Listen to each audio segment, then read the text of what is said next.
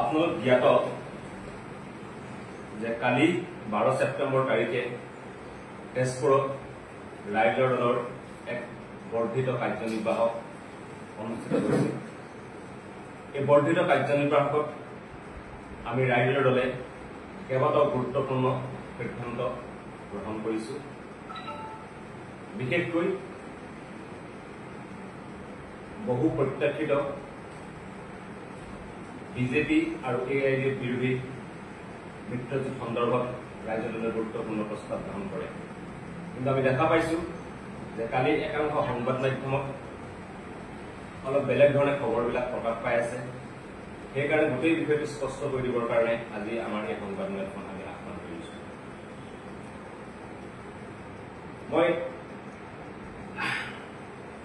আমি ৰাইজৰ দলে কালি বৰ্ধিত কাৰ্যনিৰ্বাহকত দিনজোৰা আলোচনাৰ অন্তত মিত্ৰতা সন্দৰ্ভত এক গুৰুত্বপূৰ্ণ প্ৰস্তাৱ গ্ৰহণ কৰিছো। আমি প্ৰথমৰ পৰাই কৈ আছো যে ৰাইজৰ দলে সদায় 2021 বিধানসভা নিৰ্বাচনেই হওক, লোকসভা নিৰ্বাচনেই হওক বা পঞ্চায়ত নিৰ্বাচনতে হওক বা উপ নিৰ্বাচনতে হওক, আমি সদায় বিজেপিক পৰাভূত কৰাৰ স্বাৰ্থত, ফেচিষ্ট বিজেপিক, সাম্প্ৰদায়িক বিজেপিক, অসম বিৰোধী বিজেপিক পৰাভূত কৰাৰ স্বাৰ্থত বিজেপি বিৰোধী মিত্ৰজোঁটৰ পক্ষত আছিলো। আৰু 26 বিধানসভা নিৰ্বাচনৰ প্ৰসংগতো আমি মিত্ৰতা বিচাৰি আছো আৰু ভৱিষ্যতেও বিচাৰি থাকিম। এই সন্দৰ্ভত কালি আমাৰ বৰ্ধিত কাৰ্যনিৰ্বাহকত গ্ৰহণ কৰা প্ৰস্তাৱটো মই আনুষ্ঠানিকভাৱে আপোনালোকৰ ওচৰত পাঠ কৰি দিব বিচাৰিছো, যাতে এই সম্পৰ্কত যাতে কোনো ধৰণৰ ভুল বুজাবুজিৰ অৱকাশ নাথাকে। প্ৰস্তাৱ: 2026 বিধানসভা নিৰ্বাচনত সাম্প্ৰদায়িক ফেচিষ্ট বিজেপি দলক পৰাভূত কৰিবৰ কাৰণে অসমৰ বিৰোধী সকলো ৰাজনৈতিক দলৰ আমি মিত্ৰতাৰ চেষ্টা কৰি আহিছো, এতিয়াও কৰি আছো আৰু কৰিয়ে থাকিম। বিজেপি দলৰ পৰা অসমবাসীক পৰিত্ৰাণ দিবৰ কাৰণে সকলো বিজেপি বিৰোধী দল এক হোৱাটো নিতান্তই অপৰিহাৰ্য বুলি ৰাইজৰ দলে ভাবে আৰু বিশ্বাস কৰে। ৰাইজৰ দলে ফেচিষ্ট বিজেপি দলক পৰাস্ত কৰিবলৈ সংকল্পবদ্ধ আৰু একেই ধাৰণাৰে কংগ্ৰেছ দলকো সংকল্প গ্ৰহণ কৰিবলৈ আহ্বান জনায়। আমাৰ কাৰণে মিত্ৰতা এক ৰণনীতিগত বিষয়। ই কেৱল ৰণকৌশল অথবা টেকটিকেল বিষয় নহয়। ৰাইজৰ দলে কাহানিও নিজৰ দলীয় স্বাৰ্থত মিত্ৰতা কৰিব বিচৰা নাই। অসমবাসীক বিজেপিয়ে যি ধৰণে নিৰ্বিচাৰে কুশাসনৰ বন্দী কৰিছে, ঠিক একেধৰণে আকৌ কৰ্পৰেট গোষ্ঠীৰ প্ৰতি বিজেপি দলৰ বিশেষ অনুৰাগ আৰু অনুকম্পা দেখুৱাই কেৱল কৰ্পৰেটৰ স্বাৰ্থ সুৰক্ষিত কৰাত লিপ্ত হৈছে। সেই কথা ৰাইজৰ দলে তীব্ৰ বিৰোধিতা কৰে আৰু সেয়েহে অসমবাসীক বিজেপিৰ কুচক্ৰান্ত আৰু কুশাসনৰ পৰা মুক্ত কৰিবলৈ মিত্ৰতা সম্পৰ্কীয় কাম কাজ ত্বৰান্বিত কৰিবলৈ কংগ্ৰেছ দলৰ প্ৰতি আহ্বান জনায়। এই ক্ষেত্ৰত ৰাইজৰ দলে উদ্বিগ্নতাৰে লক্ষ্য কৰিছে যে কংগ্ৰেছ দলে চৰ্চিত মিত্ৰতা কেৱল এটা ৰণকৌশল হিচাপেহে গণ্য কৰিছে। কেৱল মাত্ৰ এটা সাধাৰণ ৰাজনৈতিক কাম কাজ হৈ থকা কথাটোৱে আমাৰ দলৰ লগতে অসমবাসীক আশাহত কৰিছে। সেয়েহে আমি লক্ষ্য কৰিছো কংগ্ৰেছ দলে মিত্ৰতা সম্পৰ্কত উপৰুৱা বক্তব্য প্ৰকাশ কৰি আছে আৰু মিত্ৰতা সম্পৰ্কত গভীৰ আলোচনাৰ পোষকতা কৰা নাই। ৰাইজৰ দলে বিশ্বাস কৰে যে বিলম্বিত মিত্ৰতাই মিত্ৰতাৰ প্ৰকৃত উদ্দেশ্যৰ পৰা লক্ষ্যচ্যুত কৰিব আৰু ৰাজ্যৰ প্ৰকৃত গণতন্ত্ৰ ঘূৰাই আনিবলৈ সফল নহব। সৰ্ববৃহৎ দল হিচাপে কংগ্ৰেছ দলে আগভাগ লোৱাৰ পৰিৱৰ্তে কংগ্ৰেছ দলে লোৱা তেওঁলোকৰ দলীয় পদক্ষেপে অসমবাসীক আশাহত কৰিছে। ৰাইজৰ দলে আজি অনুষ্ঠিত হোৱা বৰ্ধিত জৰুৰী কাৰ্যনিৰ্বাহক সভাত মিত্ৰতা সন্দৰ্ভত বিশদভাৱে আলোচনা কৰে আৰু কংগ্ৰেছ দলক ক্ষীপ্ৰতাৰে মিত্ৰতাৰ বিষয়টো আগবঢ়াবলৈ আহ্বান জনায়। ফেচিবাদ বিৰোধী দলসমূহক সন্মান সহকাৰে কংগ্ৰেছ দলে মিত্ৰতা সম্পৰ্কীয় প্ৰকৃত আচৰণ প্ৰদৰ্শন কৰিব লাগিব আৰু ইয়াক তৎকালীনভাৱে প্ৰযোজ্য হোৱাকৈ বিলম্ব অবিহনে বাস্তৱিত কৰিবৰ কাৰণে আমি ৰাইজৰ দলে আহ্বান জনাইছো।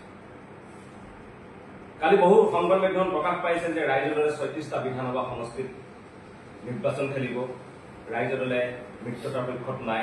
কথাটো আচলতে তেনেকুৱা ধৰণৰ কথা নহয়। আমি ৰাইজৰ দলে পুনৰ স্পষ্ট কৰি দিছো যে আমি মিত্ৰতা বিচাৰি আছো আৰু বিচাৰি থাকিম, কাৰণ আমাৰ প্ৰথম লক্ষ্য প্ৰধান কৰ্তব্য হৈছে বিজেপিক পৰাভূত কৰিব লাগে আৰু তাৰ কাৰণে ৰাইজৰ দলে কৰিব লগা সকলো ধৰণৰ চেক্ৰিফাইচ কৰিবলৈ আমি প্ৰস্তুত হৈ আছো। হয়, আমি ৰাইজৰ দলে 36টা বিধানসভা সমষ্টিত নিৰ্বাচন খেলিব পৰাকৈ আমাৰ কুচকাৱাজ চলি আছে, কিন্তু তাৰ অৰ্থ নহয় এইটো নহয় যে আমি মিত্ৰতা অবিহনে ৩৬টা সমষ্টিত অকলে নিৰ্বাচন খেলিম। গতিকে অসমবাসী ৰাইজক আৰু বিৰোধী ঐক্য বিচাৰি থকা অসমবাসী ৰাইজক, বিৰোধী ঐক্য বিচাৰি থকা ৰাজনৈতিক দলসমূহক আমি আমাৰ কথাটো অতি স্পষ্ট কৰি দিব বিচাৰিছো যে আমি সদায় মিত্ৰতাৰ পক্ষত আছিলো আৰু মিত্ৰতা বিচাৰিম, কাৰণ আমি বিজেপিক পৰাভূত কৰিব বিচাৰো। তাৰ কাৰণে সকলো ধৰণৰ ত্যাগ কৰিবলৈ আমি সাজু আছো। কিন্তু এই যি মিত্ৰতা, এই মিত্ৰতা সন্মানজনক হ'ব লাগে, এই মিত্ৰতা অতি শীঘ্ৰে হ'ব লাগে, কাৰণ বিলম্বিত মিত্ৰতাই কেতিয়াও বিজেপিক পৰাভূত কৰিব নোৱাৰে। এতিয়াই যদি মিত্ৰতা হয়, আমি যদি সকলোৱে একলগ হৈ ফিল্ডত কাম কৰো, আমি যদি সকলোৱে একলগ হৈ এতিয়াৰ পৰা বিজেপি বিৰোধী যুঁজখন আগবঢ়াই নিওঁ, তেতিয়া আমাৰ কাৰণে বিজেপিক পৰাভূত কৰাটো সহজ হ'ব। আৰু বিলম্বিত মিত্ৰতাই বিজেপিক এটা এডভান্টেজ দিব। সেইকাৰণে আমাৰ বিনম্ৰ আহ্বান যে মিত্ৰতা অতি শীঘ্ৰে চূড়ান্ত কৰিব লাগে, মিত্ৰতাত অতি শীঘ্ৰে চিনমোহৰ মাৰিব লাগে, আৰু আমি সকলো দলে একলগ হৈ বিজেপিৰ বিৰুদ্ধে আমাৰ যুঁজখন আগবঢ়াই নিব লাগে। কালিৰ সভাত আমাৰ আৰু এটা অন্যতম গুৰুত্বপূৰ্ণ প্ৰস্তাৱ গ্ৰহণ কৰিছো। আপোনালোক সকলোৱে গম পাইছে যে বিজেপিয়ে অসমৰ 6টা জনগোষ্ঠীক মৰাণ, মটক, আহোম, চুতীয়া, কোচ ৰাজবংশী, চাহ জনগোষ্ঠীক জনজাতি কৰিম কৰিম কৰিম বুলি কৈ চূড়ান্ত প্ৰতাৰণা কৰি আহিছে। তেখেতসকলে মন্ত্ৰী গোট গঠন কৰিছে, তাৰ প্ৰতিবেদন দাখিল হৈছে, কিন্তু কোনোদিনে এই 6 জনগোষ্ঠীক জনজাতিকৰণ কৰাৰ কাৰণে পদক্ষেপ গ্ৰহণ কৰা নাই। 2019 চনতে এখন বিধেয়ক সংসদত দাখিল হৈছিল, কিন্তু সেইখন বিধেয়ক গৃহীত কৰা নহল। আমাৰ ৰাইজৰ দলৰ দাবী, 2019 চনত যি বিধেয়ক সংসদত দাখিল কৰা হৈছিল, সেই 2019 চনৰ বিধেয়কখন পুনৰ সংসদত দাখিল কৰিব লাগে অহা শীতকালীন অধিৱেশনত, আৰু অসমৰ 6 জাতি জনগোষ্ঠীকৰণৰ বাট মুকলি কৰিব লাগে। আকৌ স্পষ্টভাৱে কৈ আহিছো যে অহা সংসদৰ শীতকালীন অধিৱেশনত 2019 চনতে মোদী চৰকাৰে যি বিধেয়ক আনিছিল 6 জনগোষ্ঠী জনজাতিকৰণ কৰিবৰ কাৰণে, সেই বিধেয়কখন পুনৰ উত্থাপন কৰিব লাগে আৰু 6 জনগোষ্ঠী জনজাতিকৰণ দিব লাগে। আৰু সেয়া যদি কৰা নহয়, 6 জনগোষ্ঠী জনজাতিকৰণ আন্দোলনৰ কাৰণে যি আন্দোলন সমগ্ৰ ৰাজ্য জুৰি গঢ়ি উঠিছে, সেই আন্দোলনৰ প্ৰতি আমি ৰাইজৰ দলে সম্পূৰ্ণ সমৰ্থন আগবঢ়াম। আমি দ্বিতীয়টো প্ৰস্তাৱ গ্ৰহণ কৰিছিলো যে 6 জনগোষ্ঠী জনজাতিকৰণৰ আন্দোলনত ৰাইজৰ দলে সম্পূৰ্ণ সমৰ্থন আগবঢ়াব। ৰাইজৰ দলে অসমত অনুচ্ছেদ 371 কৰ অধীনত বিশেষ ৰাজ্যৰ মৰ্যাদা প্ৰদান, প্ৰাকৃতিক সম্পদৰ অধিকাৰ দিয়াৰ দাবী কৰে। আৰু আগন্তুক নৱেম্বৰ মাহত আমি লক্ষ্য লৈছো যে শিৱসাগৰত এই সন্দৰ্ভত জনজাতিকৰণৰ দাবীত 6 জনগোষ্ঠী জনজাতিকৰণৰ দাবীত এখন আমি গণসমাৱেশ অনুষ্ঠিত কৰি আমি মোদী চৰকাৰৰ ওপৰত, আমি হিমন্ত বিশ্ব চৰকাৰৰ ওপৰত 6 জনগোষ্ঠী জনজাতিকৰণৰ কাৰণে সম্পূৰ্ণ হেঁচা প্ৰয়োগ কৰি ৰাইজৰ দলে নিজাববীয়াকৈ আৰু 6 জনগোষ্ঠীয়ে সুকীয়াকৈ যি তেখেতসকলৰ আন্দোলন আগবঢ়াই দিছে, এই সকলো ধৰণৰ আন্দোলনলৈ আমি ৰাইজৰ সকলো ধৰণৰ মুকলি সমৰ্থন আমি আগবঢ়াইছো।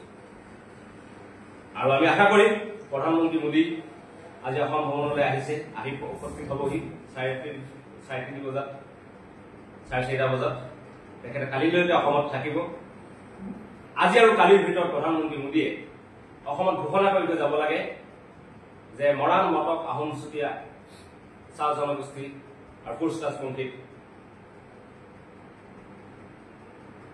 অহা সংসদৰ শীতকালীন অধিৱেশনত 2019 উত্থাপন কৰা বিধেয়কখন পুনৰ উত্থাপন কৰি তেখেতসকলে জনজাতিকৰণ কৰা হ'ব বুলি প্ৰধানমন্ত্ৰী মোদীয়ে এই 2দিনীয়া ভ্ৰমণসূচী কাৰ্যকালত তেখেতে অসমবাসীক এই 6 জনগোষ্ঠীক তেখেতসকলে কথা দি যাব লাগে। কাৰণ এই কথা প্ৰধানমন্ত্ৰী মোদীয়ে দিছিলে, এই কথা গৃহমন্ত্ৰী অমিত শ্বাহে দিছে, এই কথা সৰ্বানন্দ সোণোৱালে দিছে মুখ্যমন্ত্ৰী হৈ থাকোঁতে, এই কথা হিমন্ত বিশ্ব শৰ্মাই দিছে।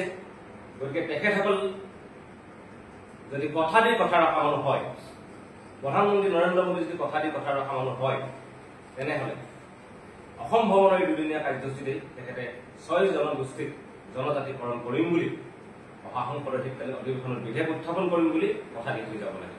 এয়াই আমাৰ প্ৰধানমন্ত্ৰী নৰেন্দ্ৰ মোদীৰ ৰাইজৰ প্ৰতি আহ্বান। আৰু 6টা জনগোষ্ঠীৰ জনসাধাৰণক আমি কথা দিছো যে আপোনালোকৰ যি ন্যায়সংগত এই সংগ্ৰাম, এই সংগ্ৰামৰ প্ৰতি ৰাইজৰ দলৰ মুকলি সমৰ্থন আমি ব্যক্ত কৰিছোঁ।